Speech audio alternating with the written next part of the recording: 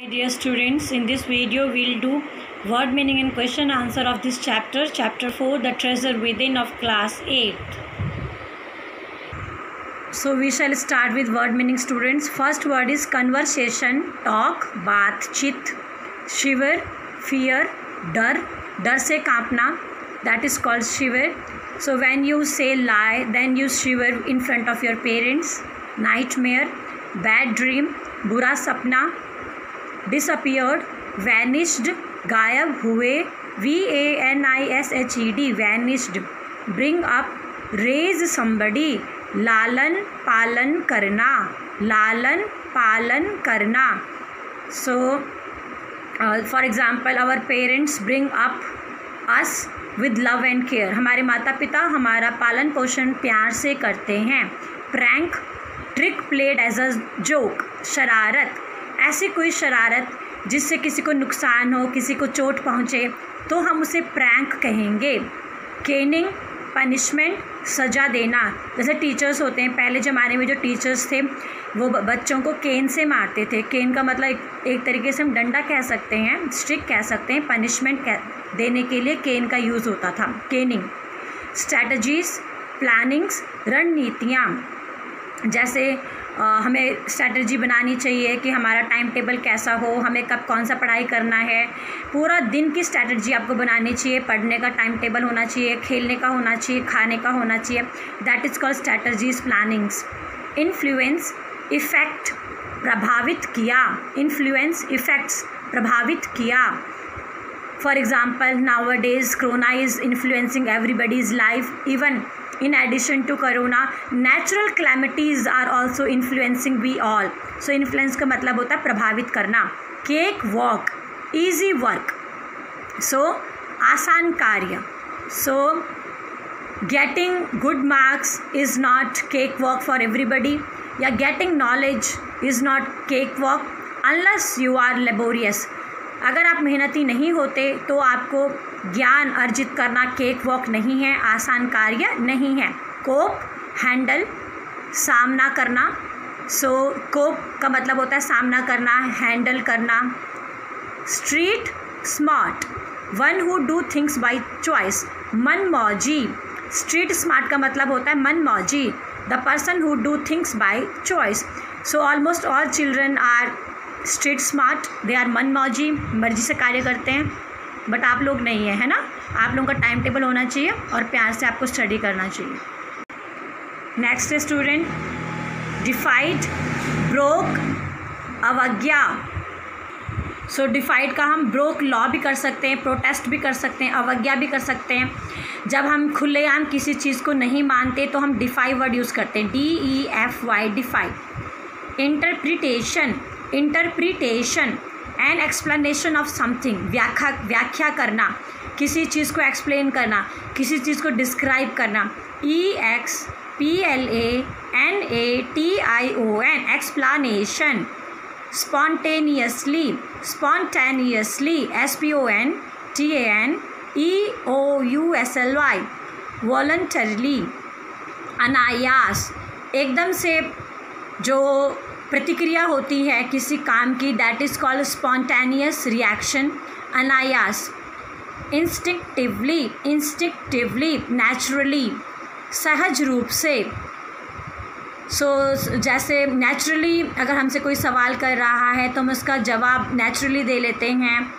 या मान लीजिए कि आपको ततैया ने काटा है तो नेचुरली आपका जो हाथ है उस एरिया में जाएगा, या आपको कहीं पर चींटी काटती है तो इंस्टिंक्टिवली जो आपका हैंड है उस एरिया में जाएगा चींटी को भगाने के लिए. तो दैट इज़ कॉल्ड नेचुरली या सहज रूप से. सो बेटा these were word meanings. So now we shall start with question answer. First question है, what did Hafeez Contractor have nightmare.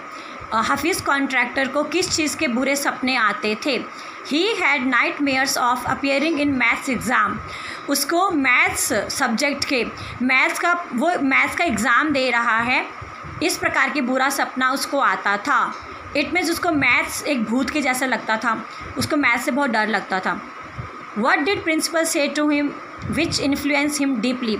ऐसा प्रिंसिपल ने क्या कहा जिससे हाफिज़ कॉन्ट्रैक्टर की लाइफ में बहुत बड़ा बदलाव आया या वो प्रभावित हुए? When Hafiz got 50% and his principal told him to consider yourself getting distinction, this influenced him a lot. जब हाफिज़ कॉन्ट्रैक्टर को 50% मिले मार्क्स तो उसके प्रिंसिपल ने कहा कि तुम ये सोचो तुम्हें डिस्टिंक्शन मिली है। इस बात ने हाफिज़ कॉन्ट्रैक्टर को बहुत इंस्पायर किया, बहुत ज़्यादा प्रभावित किया और उसके बाद उसने पढ़ाई में रुचि लेनी शुरू की। सो बेटा, अगर हम मेहनत से 50% भी लाते हैं तो चीटिंग के 80% से वो बहुत ज़्यादा होता है। 50% ईमानदारी का 100% चीटिंग से तो बहुत ज़्यादा है। What was he busy that year? उस साल ऐसा बोलने के बाद, प्रिंसिपल का ऐसे बोलने के बाद वो पूरे साल किस चीज़ में बिज़ी रहे? He was busy in eating, studying and offering prayers. उसके बाद बस वो अपना समय खाने में, पढ़ने में और भगवान की पूजा पाठ में लगाते थे। What distraction did हाफिज़ create one day? एक दिन हाफिज़ ने क्या परेशानी किया क्लास में, ऐसा क्या किया कि सबका दिमाग भंग हो गया? The distraction was of चोर पुलिस गेम। हाफिज़ कॉन्ट्रैक्टर ने क्लास में चोर पुलिस का गेम खेला और उसी से पूरी क्लास का जो ध्यान था वो भंग हो गया। डिस्ट्रैक्शन होता है जब हमारा माइंड किसी चीज़ से हट जाता है या हमारा दिमाग उस चीज़ में नहीं लगता तो हम उसको डिस्ट्रैक्शन कहते हैं। Why did not Hafiz join police? Hafiz ने पुलिस ज्वाइन क्यों नहीं किया? His mother wanted him to do graduation. Hafiz did not join police because his mother wanted him to join graduation. उसकी मम्मी चाहती थी वो ग्रेजुएशन करे। Why was Hafiz told to drop everything and join architecture? Hafiz को ऐसा क्यों कहा कि वो जो कुछ कर रहा है उसको छोड़ दे और आर्किटेक्चर को ज्वाइन करे? He showed his skill of architecture by telling that window drawn was wrong. He drew many specific things on the spot, hence he was told to join architecture. एक दिन हाफिज़ कॉन्ट्रैक्टर ने जब एक इंसान window का sketch बना रहा था तो उसने कहा कि ये जो विंडो की स्केच है ये गलत है, ये विंडो नहीं खुलेगी, और बाद में ये बात सच निकली। तो उसी समय फिर उसको कहा गया कि वो काफ़ी सारे स्केचेस बनाए, दरवाज़ों के, विंडो के, घरों के। तो उसने काफ़ी सारे स्केच बनाए। तो उसकी इस प्रकार की रुचि को देखकर उसको ये दिशा निर्देश मिला कि वो जो कुछ भी कर रहा है उसको छोड़ दे और आर्किटेक्चर की दुनिया में प्रवेश करे। Mrs Gupta told Hafiz to become architecture. What was Mrs Gupta's advice to Hafiz Contractor? Mrs Gupta Hafiz Contractor की एक टीचर थी। तो मिसेस गुप्ता ने हाफिज़ को कभी कहा कि तुम्हारी स्केचेस बहुत अच्छे हैं, तुम्हारी ड्राइंग बहुत अच्छे हैं, तो भविष्य में तुम आर्किटेक्चर बनना। What made her advice so? Mrs Gupta ने ऐसा एडवाइस क्यों किया? परफेक्ट स्केचेस मेड बाय हाफिज़ मेड हर एडवाइस सो। हाफिज़ ने जो इतने अच्छे स्केचेस बनाए हैं उनको देखकर मिसेस गुप्ता ने हाफिज़ को यह सलाह दी। How did Hafiz fellow students who had how did Hafiz help fellow students who had lost button? He would cut button from a chalk using a blade. Hafiz जब उसके मित्रों के बटन गुम जाते थे तो वो चॉक से, ब्लेड की मदद से चॉक से बटन बनाते थे और इस तरीके से वो अपने दोस्तों की, मित्रों की सहायता करते थे। Which rules did he break as a school boy? जब वो स्कूल में पढ़ते थे तो उन्होंने कौन सा रूल तोड़ा? He would cheat in exam, he would try to get hold of exam paper. जब हाफिज़ एक विद्यार्थी जीवन जी रहे थे तो वो एग्ज़ाम में चीटिंग करते थे और वो कई बार गलत तरीक़ों से प्रश्न पत्र चुराने की कोशिश भी करते थे। यही था जो कि वो गलत करते थे अपने विद्यार्थी जीवन में। What is Hafiz definition of maths? Hafiz के अनुसार मैथमेटिक्स क्या है? Mathematics means putting design, construction, psychology and sociology together to make sketch. Hafiz के अनुसार जब आप डिज़ाइन को और कंस्ट्रक्शन को और साइकोलॉजी को और सोशियोलॉजी को एक साथ मिला के कुछ स्केचेस बनाते हो तो वह मैथमेटिक्स की परिभाषा है हाफिज़ के अनुसार। How would you define mathematics? और हमारे अनुसार क्या है? It is a science of space quantity and number. Mathematics is a science of space, quantity and number. Can an original intelligent student be failure in school? क्या एक ऐसा बच्चा विद्यार्थी जो चतुर है वो स्कूल लाइफ में फेल हो सकता है? Yes, he may not like studies at school. हाँ, ऐसा हो सकता है कि जो वो बच्चा है वो विद्यार्थी जीवन में फेल हो क्योंकि उसको स्टडीज़ नहीं पसंद हो सकता है वो बच्चा खेल के क्षेत्र में आगे निकल जाए, नृत्य के क्षेत्र में आगे निकल जाए, गायन के क्षेत्र में आगे निकल जाए। ज़रूरी नहीं है कि हर बच्चा स्टडीज़ के लिए बना है, हर बच्चा पढ़ाई के लिए बना है। हर बच्चे के अंदर कोई ना कोई प्रतिभा छिपी होती है और माता पिता और अध्यापकों का काम है उस प्रतिभा को निकालें और उसको निखारें।